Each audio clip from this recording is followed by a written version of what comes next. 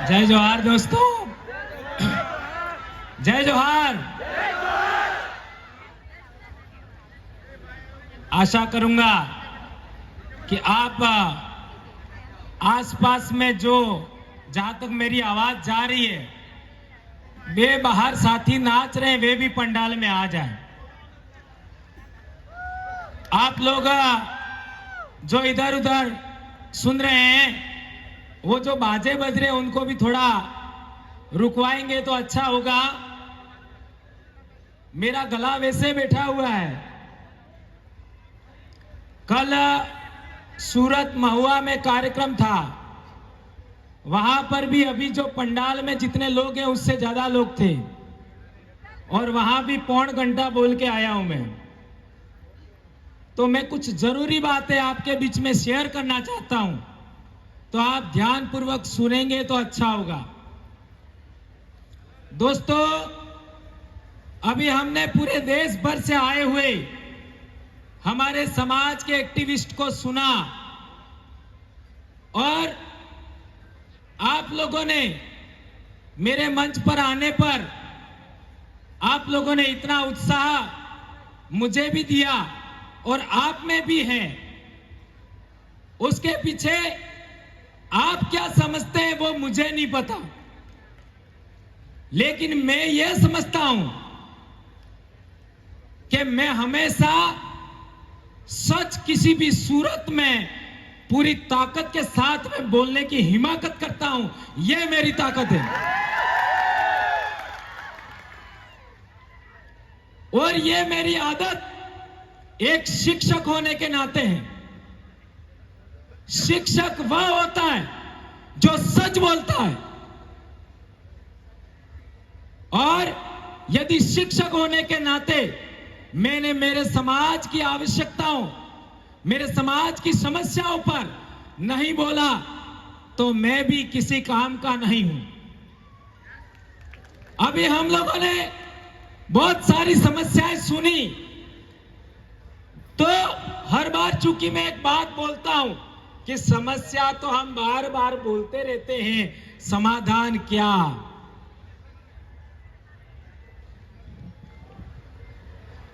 क्या?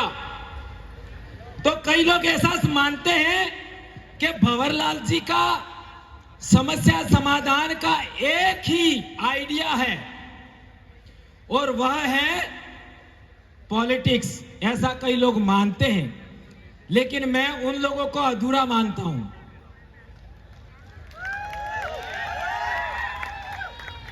अधूरा मानता हूं। एक बार भंवरलाल परमार को पूरा पढ़ लीजिए, ज्यादा बेहतर होगा। हम लोग हमारी वैचारिकी में बेशक इतिहास सबसे पहले है, लेकिन जो बातें हमने सुबह से यहां तक सुनी, ये सभी बातें यदि विधानमंडल में अर्थात विधानसभा और लोकसभा में हुई होती तो क्या हसदेव होता? क्या केवड़िया होता? क्या आज हमारे सातपुड़ा में डैम बनाए जा रहे हैं, उनका रुकावट होता कि नहीं होता? तो बोल क्यों नहीं रहे? जो हमने 47 एमएलए एमपी भेजे, 47 एमपी, वो मुंह लेके गए कि नहीं गए? कौन कह रहा है मुंह लेके गए हैं? आपका जितने भी आप लोगों ने 47 एमपी भेजे, क्या वे लोग मुंह लेके गए क्या? यदि मुंह लेके गए होते तो केवड़िया पर बोलते। क्या बोले? क्या नहीं बोले तो मुंह कहां था? है? और हसदेव पर कितने एमएलए बोले? 487 एमएलए पूरे देश में, 47 सांसद है। हसदेव पर कौन बोला? नाम गिनाओ। कई लोगों को गुमान था कि हमारी राज्यपाल है, वो भी हमारी सुनती हैं। तो मणिपुर का राज्यपाल कौन था? कौन था? आदिवासी। क्या बोली?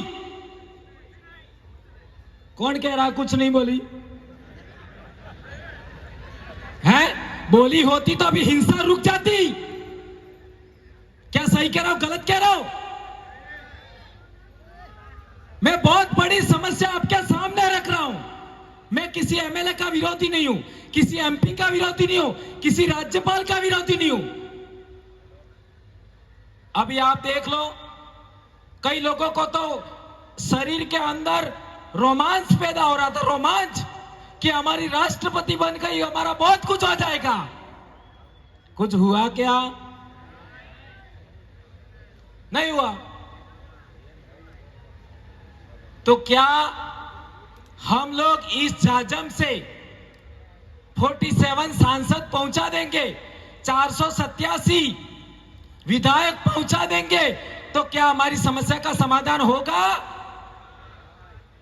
आप होगा ऐसा कहते हो, लेकिन मैं ना कह रहा हूं, नहीं होगा। क्यों नहीं होगा? यह बात समझनी है, और यह बात नहीं समझी तो इतने सारे लोगों ने अभी तक बोला, उसका कोई मतलब नहीं है, कोई मतलब नहीं है। हमारे देश में हम राजनीतिक गुलाम हैं, यह है समस्या। हमारे देश में हम राजनीतिक गुलाम हैं,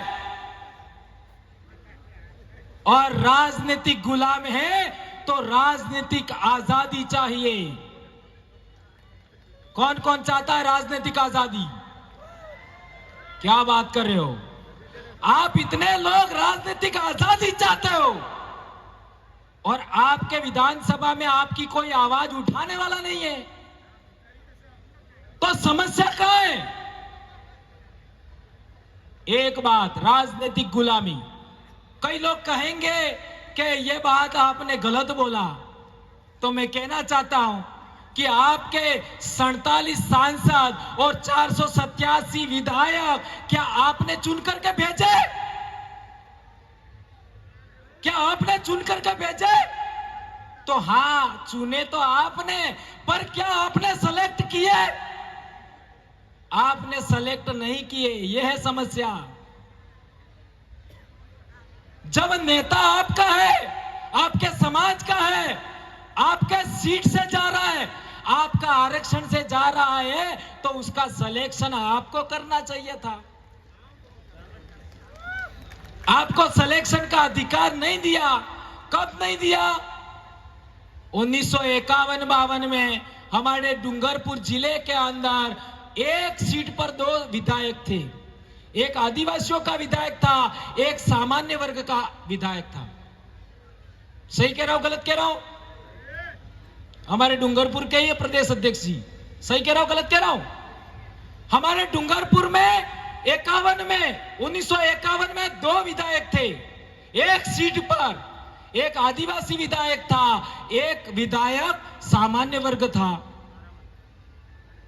यह व्यवस्था थी।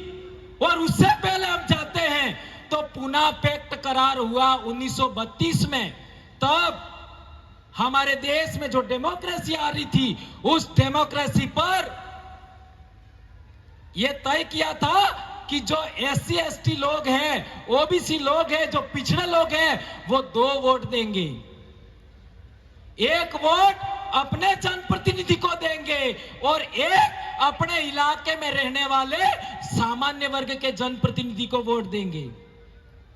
तो यदि कोई सामान्य वर्ग का व्यक्ति हमारे पास वोट लेने के लिए आता, तो हम कहते तुम हमारे साथ छुआछूत कर रहे हो, हम तुमको नहीं देंगे। तो वो हाथ जोड़ी करता, आगे से मैं छुआछूत नहीं करूंगा। हम कहते कि तुम हमारे जंगल छीन रहे हो, पहाड़ छीन रहे हो, हमारी नदियों का पानी तुम खराब कर रहे हो, जैसे ये दमनगंगा का हुआ। तो हम कह सकते थे कि हम तुमको वोट नहीं देंगे। तो वो कहता कि आगे से मैं ऐसा ख्याल नहीं करूंगा। और दूसरा, हमारा आदमी हमारे बलबूते जाता तो वो हमारी आवाज वहां धड़ल्ले से बोल सकता था, कोई रोकने वाला नहीं था।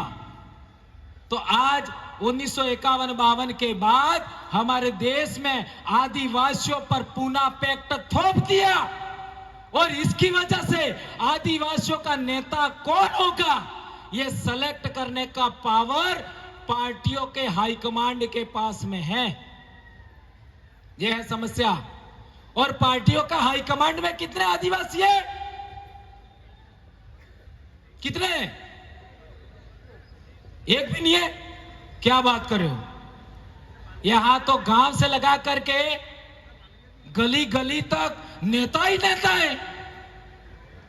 तो वो क्या नौकर चाकर है क्या? क्यों नहीं हाई कमांड में? ये है बड़ी समस्या। हमारे समाज पर जो वो लोग जो भारत के आदिवासी नहीं है, इंडिजिनस पीपल नहीं है, वो है हाई कमांड में। अब उनके पास तुम टिकट मांगने जाओगे तो तुम्हारा क्या होगा? जो बोलने वाला उसको कभी टिकट नहीं मिलेगी, लिख लो। जो लड़ने वाला उसको कभी टिकट नहीं मिलेगी, लड़ लो। और मेरे को तो चुनाव लड़ना ही नहीं है। मेरा क्या जा रहा है? मेरे को तो तुमको लड़वाना है, और तुम नहीं बोलोगे तुमको पीटूंगा। हमारे 3 लोग बोले, यदि वो मैं चाहता हूं या फिर हमारा समाज चाहता है या हमारे इलाके के कार्यकर्ता चाहते वैसा नहीं बोलेंगे, इनको यही पीट डालेंगे हम। तो वो बोले, आपके वाले वो कब बोलेंगे? कब बोलेंगे? यह है बड़ी समस्या। धन्यवाद। यह मैं कहना चाहता हूं कि जो लोग, जिन लोगों को बोलना चाहिए वो गूंगे हैं, जिनको सुनना चाहिए वो गूंगे बेरे हैं। और जी धन्यवाद, बहुत अच्छी बात है। और मैं एक बात कहना चाहता हूं, 4.5 साल तक तो हम लोग क्या करते हैं? समाज का जन जागरण करते हैं कि हमारा ये होना चाहिए, हमारा वो होना चाहिए, और अंतिम 6 महीने में हम लोग गांधी जी के 3 बंदर बन जाते हैं। नहीं सुनूंगा, नहीं बोलूंगा और नहीं देखूंगा। बनते कि नहीं बनते? खुला मैदान छोड़ देते हैं। तो हंसदेव उजाड़ा गया वो कानून कहां बना? कहां बना?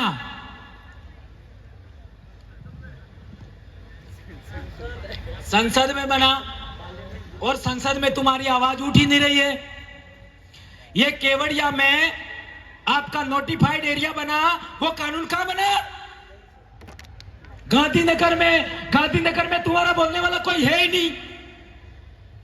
तो जहां बोलना चाहिए वहां कोई नहीं है तुम्हारा, और यहां पर हम बड़ी बड़ी बातें कर रहे हैं। तो इस समस्या का समाधान करना या ना करना, 70 साल से हमें क्या करना चाहिए, क्या नहीं करना चाहिए, ये भ्रम ही दूर नहीं किया हमने।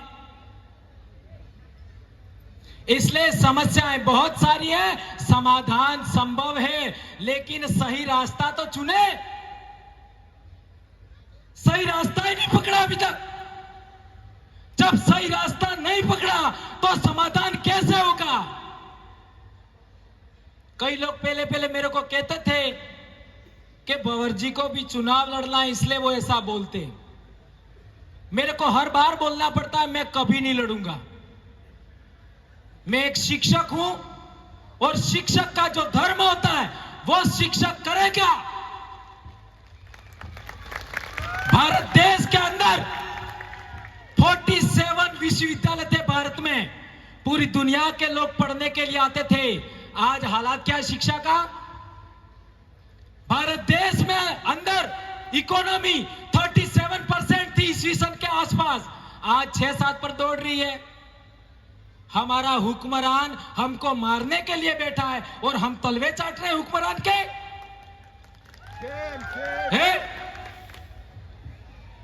और हम तो कह रहे हैं हमारी कांग्रेस आई है। आई का मतलब नहीं समझे? कई लोग कहते हैं भाजपा हमारी आई है। अरे कांग्रेस भाजपा तुम्हारी आई है तो तुम्हारी ओरिजिनल आई जिसने तुमको 9 महीने पेट में रखा, उसका क्या?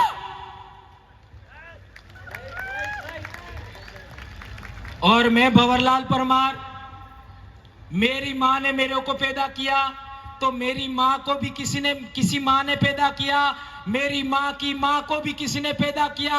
लाखों पीढ़ियों की माओं को इस भारत भूमि ने पेट भरने के लिए अन्न दिया, पानी दिया, हवा दिया, जलवायु अच्छा दिया, मकान दिया। उन लाखों माओं के लिए क्या तुम्हारी वो मां बन गई राजनीतिक पार्टियां?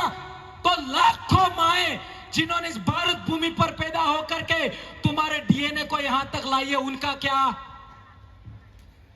इसलिए मैं आदिवासी डीएनए के अलावा किसी दूसरे की बात नहीं मानता। और मैं सिद्ध करना चाहता हूं, चैलेंज है मेरा खुला, कि आदिवासियों से बेहतर भारत में कोई पैदा हुआ है तो मेरे से बहस करो। आ जाओ, आ जाओ। भारत देश के अंदर आदिवासियों से कोई बेहतर आदमी पैदा हुआ है, कोई बेहतर महिला पैदा हुई है, मेरे से बहस कर लीजिए। चलो, मैं चैलेंज करता हूं, कोई पैदा नहीं हुआ, आदिवासी से बेहतर कोई नहीं है। इसलिए गैर आदिवासियों की तरफदारी बंद करो, गैर आदिवासियों के दाखले देने बंद करो। आदिवासी अहिंसक कौम है, आदिवासी हिंसक कौम नहीं है। और अहिंसक कौम है, शांतिपूर्ण सहअस्तित्व को मानता है, लोकतांत्रिक व्यवस्था को मानता है, गणतांत्रिक सामुदायिक व्यवस्था को मानता है। इसलिए रजवाड़े काल में समतल जमीन हमसे छीन गई, हम जंगल पहाड़ों में आना पड़ा। सोचो, रजवाड़ों के काल में समतल जमीन छीन लिया, शक्ति के बलबूते पर, सत्ता के बलबूते पर, और हम पहाड़ों में आ गए, जंगल में आ गए। और 75 साल के लोकतंत्र में अब पहाड़ छीन रहे हैं, जंगल छीन रहे हैं। कहां जाए? अब कहां जाए? मंगल ग्रह पर जाए क्या?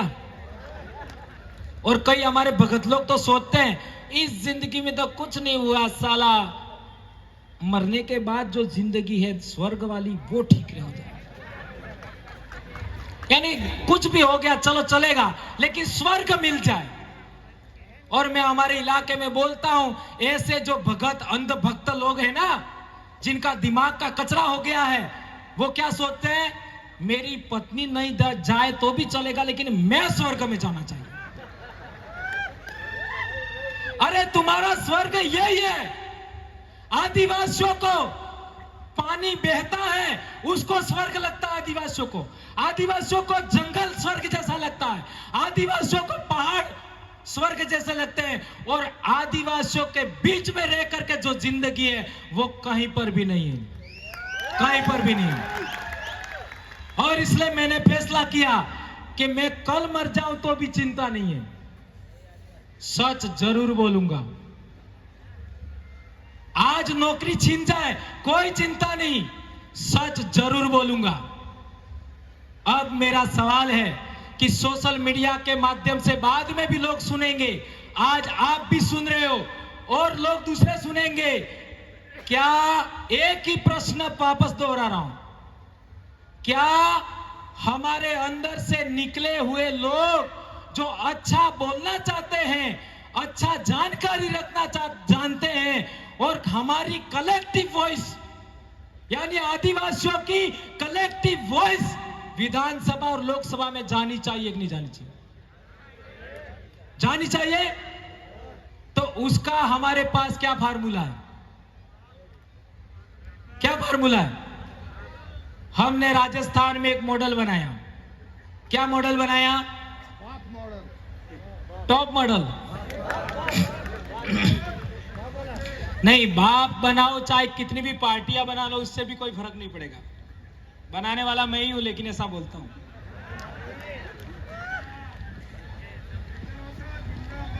पचास संगठन बना लो, 50 पार्टियां बना लो, कोई फर्क नहीं पड़ेगा। जाओ लिख लो, मैं कह रहा हूं, ये मैं आ गया इस शब्द, इसको गलत वे मत लेना। कोई फर्क नहीं पड़ेगा, कितनी भी पार्टियां बना लो, कितने भी संगठन बना लो, कोई फर्क नहीं पड़ेगा। पब्लिक के हाथ में नेता की कमान देनी पड़ेगी।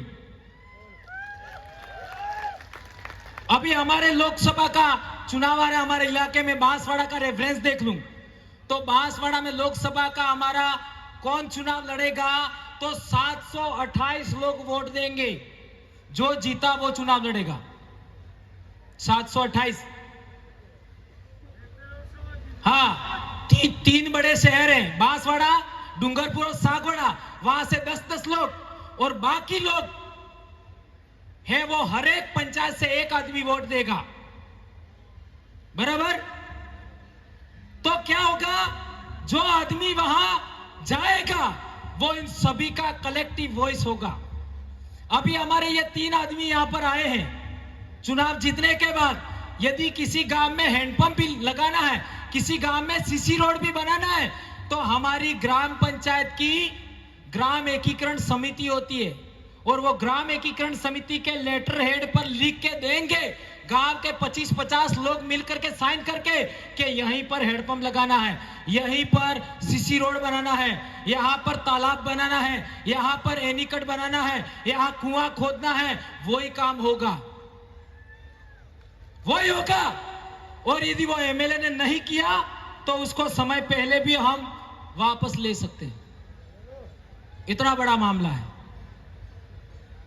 मेरे छोटे भाई ने चिट्ठी भी दे दिया है, लेकिन ये इस समस्या को खड़ी नहीं छोड़ सकते। इस समस्या का समाधान करना पड़ेगा, और ये समाधान का हम लोगों ने जो फार्मूला बनाया है, वो फार्मूला पूरे देश के आदिवासियों में जाना चाहिए। अभी हमारा संगठन 6 राज्यों में पहुंच चुका है। अभी आंध्र प्रदेश के जो पदाधिकारी बनाए वो रिटायर्ड आईएएस हैं। रिटायर्ड आईएएस, पिछले चुनाव गुजरात में हुआ, वही पर्यवेक्षक थे गुजरात में, आंध्र प्रदेश से रिटायर्ड आईएएस हैं, उनको जिम्मेदारी दिया है। और हम पूरे देश में संगठन को पहुंचाएंगे, तब तक छोड़ेंगे नहीं। और जो नहीं बोल रहे वहां जाकर के उन सब का इलाज करेंगे नहीं, करवाएंगे आपके हाथ से ही। ठीक है मेरे भाइयों, इसलिए मेरी बहन भी आ गई, कुछ गलत बोल दिया हो तो माफी चाहूंगा।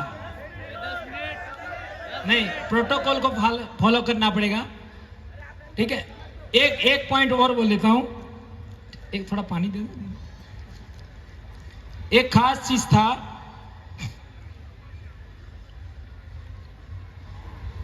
कालूराम दादा ने बोला मैं मर जाऊंगा तब तक बोलता रहूंगा। तो मैं कालूराम दादा को कहना चाहता हूं, भंवरलाल परमार आज से आपका गोद लिया हुआ बैठा हुआ है, आपकी चिंता करने की जरूरत नहीं। आपका गोद लिया हुआ बेटा है। यदि आपको आदिवासी एकता परिषद को लगता है कि मेरे में कोई कमी खामी है, सुधार करिए, ये आपकी जिम्मेदारी है।